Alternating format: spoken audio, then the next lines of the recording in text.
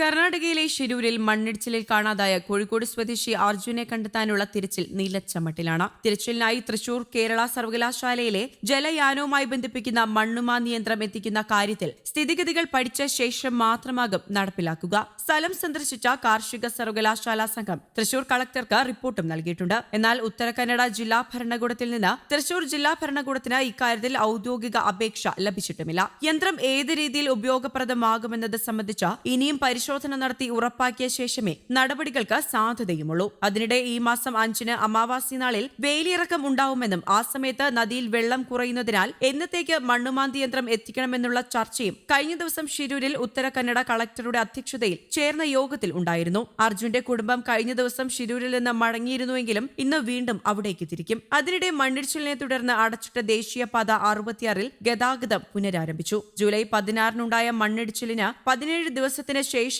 ഈ പാതയിലൂടെ ഗതാഗതം ഇപ്പോൾ അനുവദിച്ചത്. അപകടത്തിന് ശേഷം ജിയോളജിക്കൽ സർവേ ഓഫ് ഇന്ത്യയുടെ റിപ്പോർട്ടിന്റെ അടിസ്ഥാനത്തിലാണ് ഗതാഗതം നിരോധിച്ചിരുന്നത്. ഇപ്പോഴത്തെ നിബന്ധന പ്രകാരം 20 കിലോമീറ്റർ വേഗതയിലാണ് ഗതാഗതത്തിന് അനുമതി. ഇതിനായി സൂചനാ ബോർഡുകളും സിഗ്നൽ ലൈറ്റുകളും സ്ഥാപിക്കും. കുന്നിൽ നിന്ന് വരുന്ന വെള്ളം നദിയിലേക്ക് ഒഴുക്കിവിടുന്നതിന് കാന പണിയാൻ നടപടികൾ സ്വീകരിക്കും. റോഡരികിൽ പാർക്കിംഗ് നിരോധനമുണ്ട്. പരിശോധനയ്ക്കായി പോലീസിനെ നിയോഗിക്കുകയും ചെയ്യും. അതേസമയം അർജുന്റെ മൃതദേഹം കിട്ടി എന്ന രീതിയിൽ സാമൂഹിക മാധ്യമങ്ങളിൽ നടക്കുന്ന പ്രചാരണം വ്യാജമാണെന്ന് കുടുംബം സ്ഥിരീകരിച്ചു. അർജുന്റെ കയ്യിലുള്ള വള തിരിച്ചറിഞ്ഞെന്നും സന്ദേശത്തിൽ പരാമർശിക്കുന്നുണ്ടായിരുന്നു. ഒരാഴ്ച മുൻപ് പ്രദേശത്ത് നിന്ന് ഒരു മൃതദേഹം കണ്ടെത്തിയിരുന്നു. മാധ്യമ പ്രവർത്തകരുൾപ്പെടെ എല്ലാവരും ഇവിടെ ഉണ്ടായിരുന്ന സമയത്തായിരുന്നു അത്. ഇത് സ്ത്രീയോ പുരുഷനോ എന്ന് തിരിച്ചറിയാനാവാത്ത നിലയിലായിരുന്നു. കയ്യിൽ സ്റ്റീൽ വളയുമുണ്ടായിരുന്നു. ഇതാണിപ്പോൾ വ്യാജമായി അർജുന്റേത് എന്ന രീതിയിൽ പ്രചരിക്കുന്നത് എന്നും അർജുന്റെ സഹോദരി ഭർത്താവ് ജിതിൻ പറഞ്ഞു. ഇത് പുഴയുടെ അക്കരെയുള്ള ഒരു സ്ത്രീയുടേതാണെന്ന് പിന്നീട് തിരിച്ചറിഞ്ഞിരുന്നു. അതേസമയം അർജുന് വേണ്ടിയുള്ള തിരച്ചിൽ 4 ദിവസത്തിന് ശേഷം പുനരാരംഭിക്കുമെന്നാണ് കർണാടക അറിയിച്ചിരുന്നത്.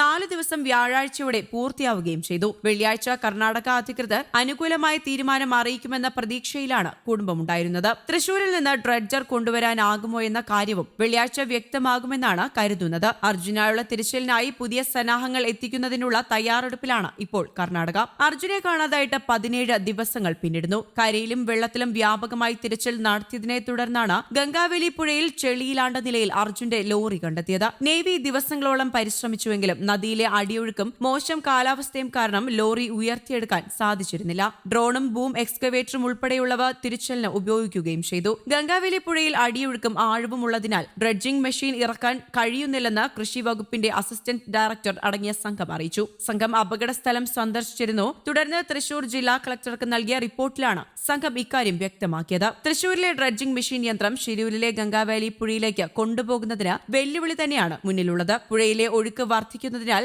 മെഷീൻ ഇറക്കാൻ പ്രയാസമാണ് എന്നും വിദഗ്ധ സംഘം അറിയിച്ചു. ഡ്രഡ്ജിംഗ് മെഷീൻ കൊണ്ടുവന്ന് രക്ഷാപ്രവർത്തനം തുടങ്ങുമെന്നാണ് സർക്കാർ അറിയിച്ചിരുന്നത്. മുഖ്യമന്ത്രി പിണറായി വിജയനും കർണാടക മുഖ്യമന്ത്രി സിദ്ധരാമയ്യയും തമ്മിലുള്ള ചർച്ചയ്ക്ക് ശേഷമാണ് തിരച്ചിൽ പുനരാരംഭിക്കാൻ തീരുമാനിക്കുകയും ചെയ്തത്. ഡ്രഡ്ജിംഗ് മെഷീൻ ഉപയോഗിച്ച് പുഴയിലെ മണ്ണ് നീക്കി ലോറി പുറത്തെടുക്കാൻ സാധിക്കുമെന്ന പ്രതീക്ഷയിലായിരുന്നു ദൌത്യസംഘം. News desk Kerala Kaumudi.